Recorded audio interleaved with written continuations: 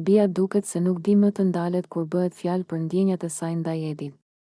Çdo gest, çdo lëvizje dhe çdo afrim që ajo bën flet qartë për një dashuri që po rritet dita ditës.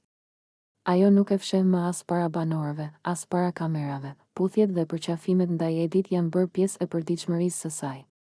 E puth në qafë, në buzë, në faqe, madje edhe në sy, me një butësi dhe pasion që tregojnë se ajo është thellësisht e përfshirë emocionalisht, nga mënyra se si e shikon, si afrohet pa hezitim dhe si kërkon gjithmonë kontaktin me të. Është e qartë se Bia është dashuruar me Edit. Nuk janë vetëm puthjet ato që e tregojnë këtë, por edhe mënyra si i qëndron pranë, si i flet, si e prek me delikatesë, sikur të kishte frikë ta humbiste edhe për një çast.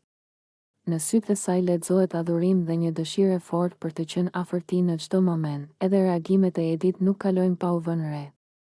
Ai e merr në krah, e mban afër, e shtrëngon fort dhe nuk nguron ta mbajë sipër vetes, duke krijuar një afërsi që tregon se mes tyre ka një kimi të fortë. Gjesti i tij për ta mbajtur pranë, për ta përqafuar me forcë dhe për të mos e larguar, flet për një rehati dhe pranim të plotë të kësaj lidhjeje që po formohet. Është një marrëdhënie ku trupat flasin më shumë se fjalët. Banorët e tjerë e kanë vënë re këtë afrimitet dhe shpeshherë komentojnë se Bia është ajo që po jep më shumë emocionalisht. Ajo duket sikur jeton për ato momente kur është pranë Edit, sikur gjithë bota ndalon për të sapo ai e përqafon. Çdo puthje e saj është plot ndjenjë, jo e rastësishme, por e mbushur me kuptim dhe dëshirë. Kjo situatë ka krijuar shumë diskutime brenda shtëpisë, sepse afrimiteti i tyre është i hapur dhe i vazhdueshëm.